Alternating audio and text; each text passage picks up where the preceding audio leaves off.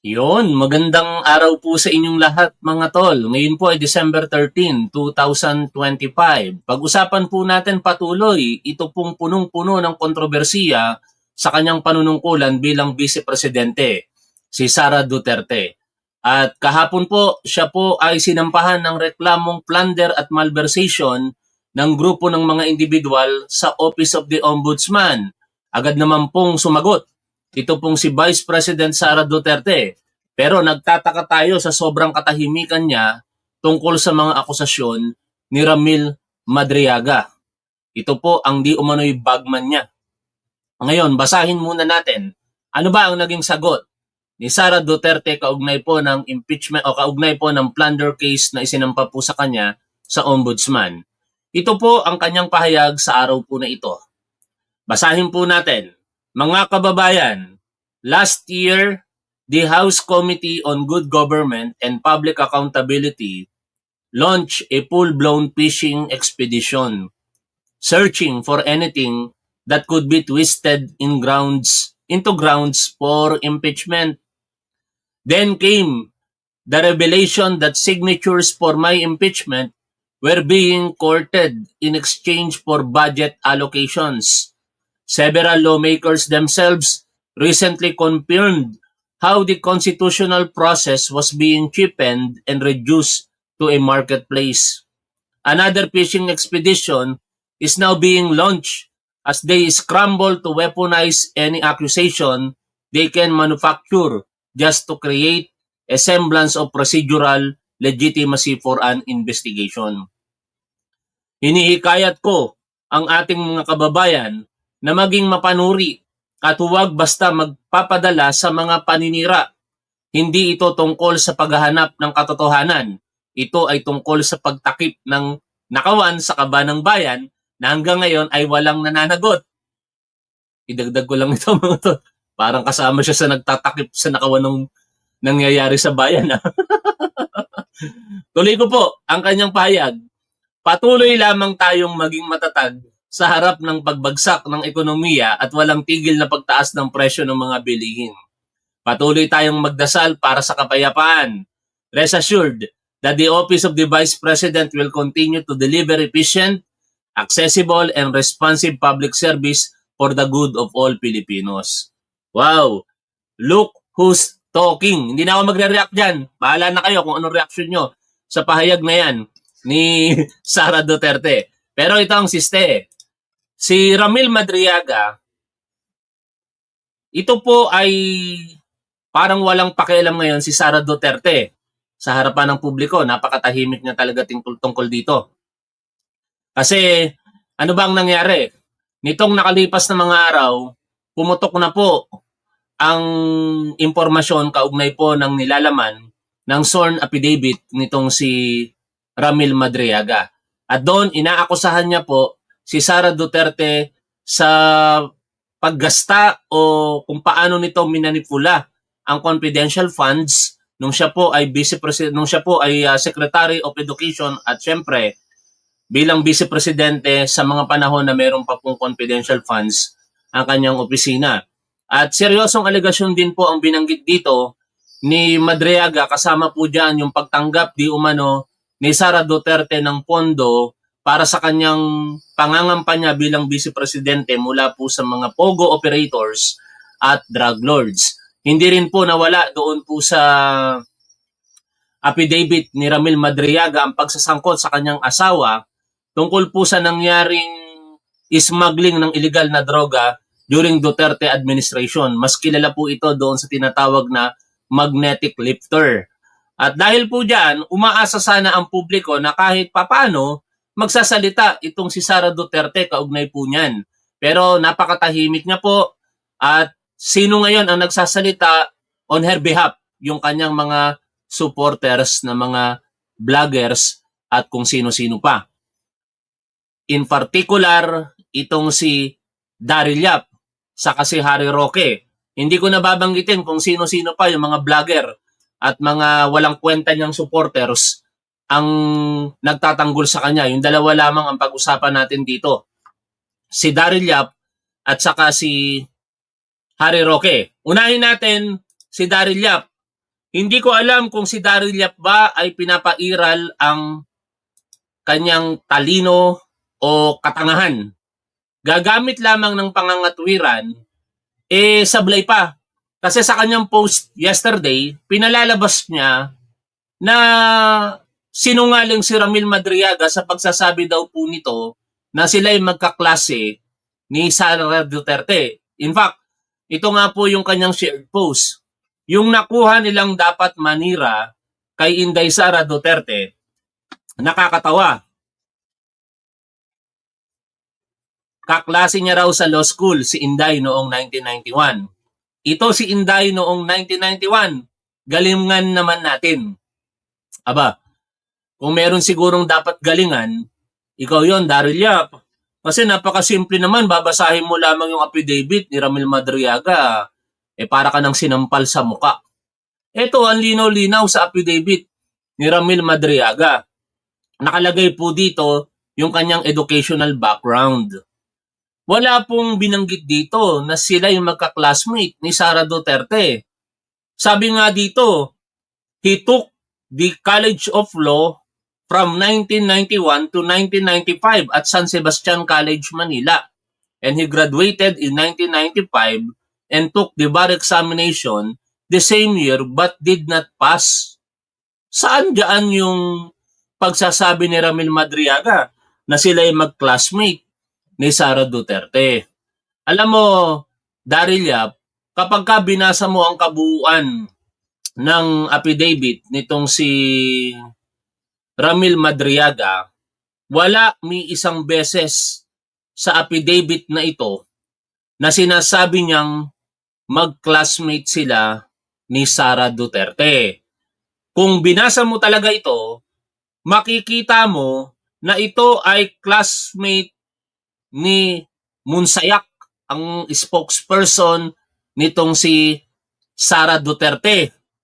Hindi niya sinabing mag-classmate sila ni Sara Duterte. Ang tinutukoy natin si Ramil Madriaga.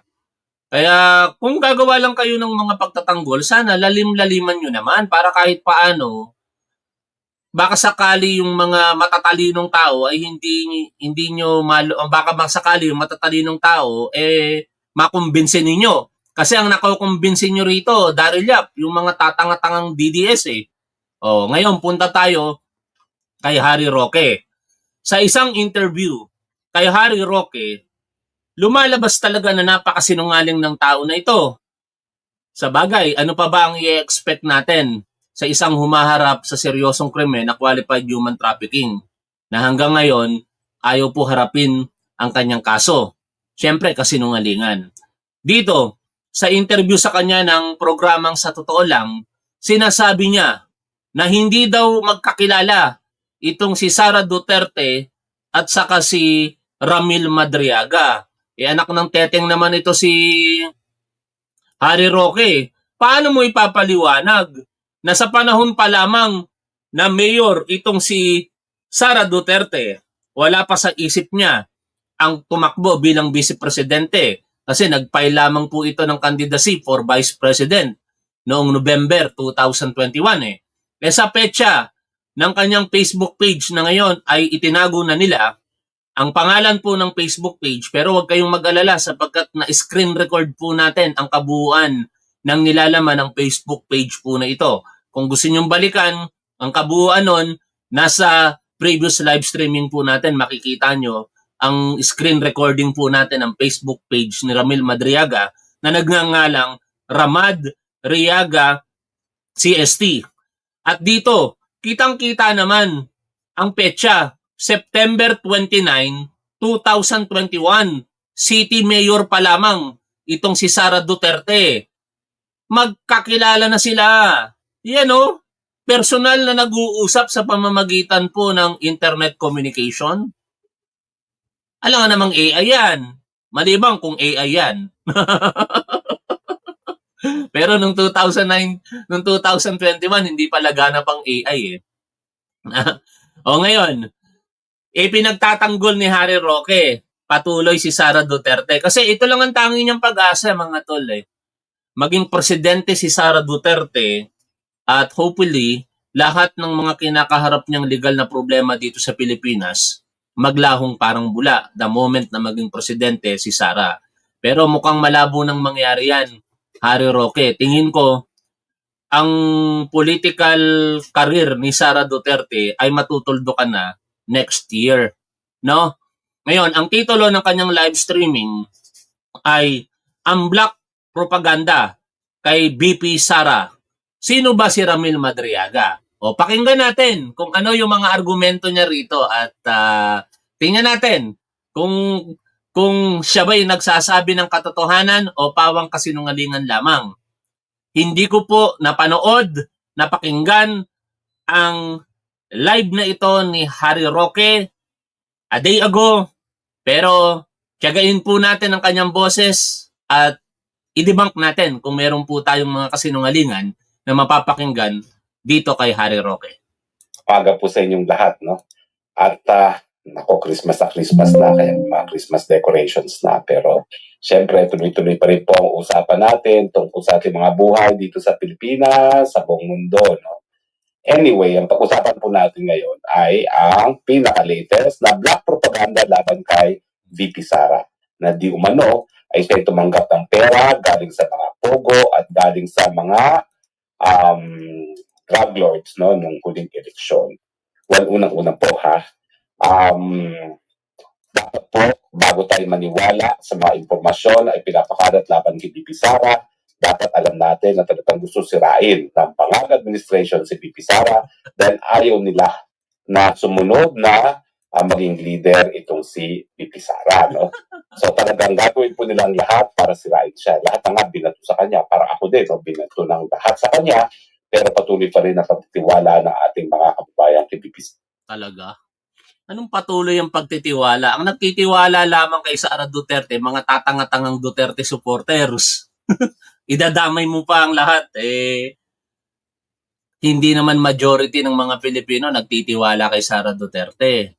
At ngayon, nakikisakay ka lang dyan, Harry Roque. Sinasakyan mo kasi, katulad ng sinabi ko kanina, hoping ka na maging presidente si Sara para mawala yung mga kaso mo. Tingnan natin kung saan pupunta yung pinapangarap mo, Harry Roque. Sara. So hindi na po ako nagugulat dito sa mga bagong tarapang na siya daw ay tumanggap ng pera galing sa Pogo at galing sa mga drug lords.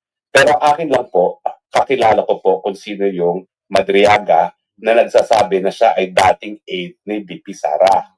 Well, unang-una po, sigurado po ako hindi yan naging aide. Yan po ay naging kasapi ng isang tinatawag na ano tawag doon, yung parang movement na sumuporta kay VP Sara, pero ang pagkakaalam ko po, hindi siya personal na kakilala ni VP Sara. Hindi daw personal na kakilala ni Sara Duterte. Alam nyo mga tol, makikipag-usap ka ba ng ganito kung hindi ka personal na kakilala ni Sara Duterte? Ikaw ay maiimbitahan sa kanyang special na araw bilang vice-presidente kung hindi ka kakilala ni Sara Duterte? At ikaw ay makakatanggap ng isang imbitasyon sa pamamagitan ng text, kanino ko nakita kay Sir Benji Contreras, kung hindi ka kakilala ni Sara Duterte? Napin natin yun. No? Balikan lang natin yung katibayan kung gaano kasinungaling itong si Harry Roque. Kasi baka maunawaan ko pa na yung picture, baka nagpa-picture lang. No? Hindi naman talaga sila magkakilala. Pero paano mo ipapaliwanag ngayon ito, Harry Roque? Sabi dito, email po ito galing sa BP Sara Duterte inauguration@gmail.com. Good day, Dr. Madriaga. The attached guidelines serve as your invitation to the inauguration of Vice President-elect Sara Z. Duterte. Respectfully requesting for your confirmation by June 13, 2022. RSVP Sejen Group at 0917-704-9985 or at this email address. Thank you. Very truly yours, Vice President-elect Sara Z. Duterte's inaugural team. Yan ba ang hindi kakilala? Harry Roque. Tuloy tayo dito mga tol. Tuloy tayo sa pakikinig kay Harry Roque. Si VP Sara naman po, 32 million ang botong nakala. Siguro naman po, 5 million, merong larawan na kasama siya, no? So, kung meron mang larawan itong Ramil Madriaga na ito, ay hindi po ako nagtataka dahil 5 million people naman siguro po ang meron talagang larawan kasama si VP Sara, lalo na nagpanto na eleksyon, no? Kaya talagang buhay political po talaga yan. So, pero iba pong pagkakakilala ko sa kanya.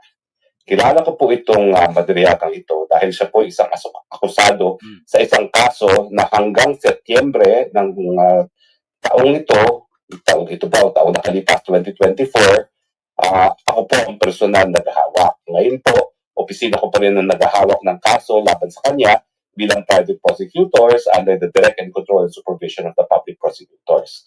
Ano po ang kasong yan? Ang kaso po ay 2 counts of kidnapping for ransom. Now, syempre po, yan ay nakabinbin sa hukuman. Hindi po natin po pwedeng sabihin kung siya ay guilty or not guilty dahil hindi pa po napapatunayan. Alam ko naman po yan, sub judice rule, no? At bawal sa akin bilang isang partido sa kaso na yan na sabihin siya ay guilty na. Pero, dumaan po sa proseso naman itong kaso labang kay Ramil Madriaga at ang nangyari po dito ay humingi siya ng bail. Sang-ayon po sa ating saligang batas, ang bail naman po is a matter of right except when evidence of guilt is strong, no, sa mga heinous crimes. At matapos siya humingi ng bail, yan po ay hindi napagbigyan ng hukuman dahil ang sabi ng hukuman, the evidence of guilt is strong. Ano ba yung mga ebidensya laban sa kanya? Well, kasama na po dyan yung positibong given, kidnapper. Ako na magsasabi, given kidnapper, si Ramil Madriaga. Pero ang tanong, bakit ang isang kidnapper inimbitahan ni Sara Duterte para dumalo sa kanyang sa kanyang inaugurasyon? Harry Roque, paano nyo itatanggi ito? Paano nyo itatanggi na meron siyang personal invitation galing sa legal team or sa inaugural team noong BP-elect pa lamang itong si Sara Duterte? Yan ang malaking katanungan, Harry Roque. At kung pupuntahan natin ang post ni Pebbles Talakera tungkol dyan, parang sinasabi na Harry Roque, yung mga pinagpapail ninyo kay Ramil Madriaga ay gawa-gawa lamang. Sapagkat ito puntahan natin yung post ni Pebbles Talakera. Ay hindi, kay Ashley Garbin natin kunin. Ashley Garbin. Yan, balikan natin ito. Dali At ngayon lang pumasok sa isip ko na dapat i-share sa inyo Ito, May 10 pa lamang. Hindi pa nagsasalita si Ramil Madriaga, maingay na si Pebbles Talakera dito. At ito nga yung written statement ng isang nagngangalang Rosendo Madriaga na di umano'y ginipit ninyo at sa huli pinalabas ninyo na ang pinuno ng kidnapping for ransom ay si Ramil Madriaga. O sige, paniniwalaan ko kayo for the sake of argument, Harry Roque, na kidnapper itong si Ramil Madriaga. Pero, uulitin ko yung tanong ko, bakit ang isang kidnapper imbitado personally sa inaugurasyon ni Sara Duterte? Bakit ang isang kidnapper kausap mismo ni Sara Duterte? Bakit ang isang kidnapper pinarangalan ang spokesperson ni Sara Duterte na si Attorney Reynold Monsayak? Ito po yung mga ebidensya Isip Pilipinas Movement. This certificate is awarded to Attorney Reynold Monsayak. Signed, Dr. Ramil L. Madriaga, Founder, National Convenor. Yan ang mga katanungan na dapat ina-address nyo, Harry Roque. Hindi yung kung ano yung kinakaharap na kaso nitong si Ramil Madriaga. Ang ginagawa kasi nitong si Harry Roque ay common thing para po sa isang depensa, at sa parte na ito, dinidefend niya si Sara Duterte to strike the integrity and credibility of a witness. Sisirain nila ngayon yung kredibilidad ni Ramil Madriaga by saying na siya ay isang kidnapper. Hindi lang ito mabanggit ni Harry Roque sa kanyang programa kasi siya nga ay party involved. Isa siyang private prosecutor sa kasong kinakaharap ni Ramil Madriaga. Pero kung ito ay hindi party involved, sasabihin niya, kidnapper yan, si Ramil Madriaga at hindi nyo dapat yan paniwalaan. Ganon ang diskarte nila. O ganito, uulitin ko ulit, Harry Roque ha, naniniwala akong kidnapper siya, ako na magsasabi. Pero sagutin nyo ang tanong namin, bakit si Sara Duterte nakikipag-usap sa isang kidnapper? At ayon sa pasabog nitong si Pebbles Talakera na inaangkin ni Ramon Tulfo, dumalaw daw po ng 2 beses itong si Pebbles at itong si Sara Duterte. Ayon kay Pebbles Talakera, sa 10 oras ng gabi, diyan po sa annex ng Manila City Jail sa Camp Bagong Diwa, Taguig, Bikutan, Taguig City. O, tuloy tayo sa pakikinig po sa kanya. Identification ng mga biktima ng kidnapping ng mga Filipino-Chinese na kasama nga si Ramil Madriaga, kasama yung kanyang pinsan na nangidnap sa kanila at iba pang mga physical evidence gaya ng mga text messages, no? Yan. Ito daw ang dahilan kung bakit nagsalita ngayon itong si Ramil Madriaga. Ayon sa kanyang abogado na si Attorney Raymond Palad, personal retribution ang motivation, gumaganti itong si Ramil Madriaga. Kasi hindi niya matanggap na isang malapit kay Sara Duterte na si Harry Roque mismo ang nagsampa ng kaso sa kanya. At nung humingi siya ng tulong dito kay Sara Duterte, hindi daw po siya tinulungan. Kaya ayon sa paniniwala ng abogado na si Attorney Raymond Palad sa kanyang kliyente ngayon na si Ramil Madriaga, gumaganti. Kumbaga, pwede bang ako lang ang makulong? Pare-parehas tayo. Inutusan niyo ako sa mga confidential nature matters na yan. Tapos, nung humihingi na ako ng tulong sa inyo, matapos gawin ko ang lahat sa mga katarantaduhan ninyo, pinabayaan niyo ako. Kaya gumagante, di umano, si Ramil Madriaga. So, hanggang doon lang po ang sasabihin natin doon sa kaso. Pero ang nalinaw sa inyo, itong impormasyon na siya daw ay ex-aide ni BP Sara ay kasinungalingan po yan. Hindi po siya kakilala ni BP Sara, ang aking pagkakaalam. At pangalawa, kung hindi po ako nagkakamali, nagpa-blatter nga po si BP Sara ng grave threats laban dyan kay Ramil Madriaga kasi binantaan ang buhay ni BP Sara at binantaan din po ang buhay ko. Sa totoo lang po, nung hinawakan ko po itong kaso ng Madriaga, binalik po ng kapulisan yung security ko na nabawi na. Matapos akong matalo nung eleksyon noong 2022, no? Binalik po nila kasi nga daw delikado talaga itong grupo ni Ramil Madriaga. Sa katunayan, matapos po silang mahuli, no? Sinungaling talaga, no? Kasi yung chronology of events hindi tumutugma eh. Binalik daw matapos siyang matalo sa halalan. Natalo siya May. Di ibig sabihin 2022 po yun.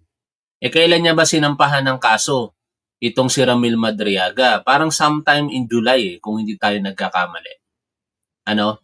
Kaya kung gusto nyo talagang malaman ang kabuuan ng kwento dito kay Ramil Madriaga, marami pong kaalaman na ibinabahagi si Pebbles Talakera tungkol po dyan.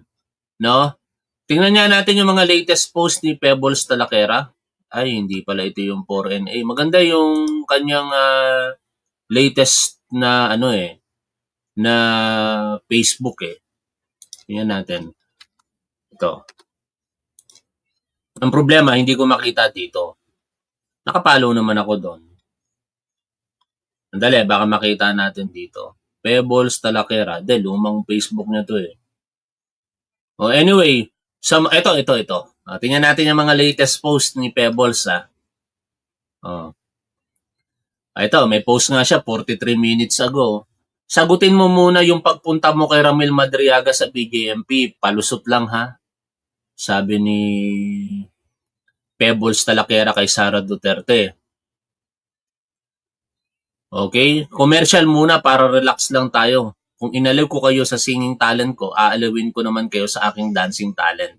Turuan ko si Sara magsayaw. Commercial lang pala. Tuloy-tuloy tayo dito. Tingnan natin kung may makukuha tayo. Aba, mukhang magkakaroon ng Quadcom 2.0. Abangan natin yan. Malamang sa malamang, maiimbitahan dyan si Ramil Madriaga. Ito, mukhang isusulong ni Congressman Benny Abante. Panapanahon lang yan eh. Kasi si Congressman Benny Abante, sinikap ni Sara Duterte na matalo ito sa kanyang baluarte. Ipinangampanya yung kalaban ni Sara Duterte at siniraan pa itong si Congressman Benny Abante. Anyway, balik na tayo dito sa ito. Wala bang matatalinong DDS na maglalabas ng opinion tungkol dito sa project sa Annex 2 ni Sara? Annex 2 kung saan nakakulong yung epileptic daw at kidnapper daw na hindi pa naman convicted at intel daw. Pakisagot. Bakit may proyekto si Sara Duterte natatangi sa Annex 2 lamang ng BJMP? Ilang city jail at municipal jail, district jail meron sa Pilipinas? Bakit ito lamang ang napili nitong si Sara Duterte? Yung kulungan pa na kinaroroonan ni Ramil Madriaga. Pakisagutin niyo yan, mga tatanga-tangang Duterte supporters. Tuloy po tayo sa pakikinig dito kay Harry Roque. Madakip at mahuli, nagkaroon po ng manhunt para sa kanila. Renade din po yung kanyang parang tawag dito, farm, no, dyan sa Rizal, kung saan napakadami pong baril na nakuha. Nakapagtataka nga po bakit napakadaming baril itong si Ramil Madriaga, pagamat ang naging negosyo po niya ay para security agency, pero kung titignan niyo po, hindi ordinary security agency na naka-blue uniform. No? Para po talaga silang, elite security group na hindi mo alam kung anong ginagawa. At sangkatutak nga pong mga firearms ang na-recover nung siya po ay renade sa kanyang farmhouse dyan sa Rizal.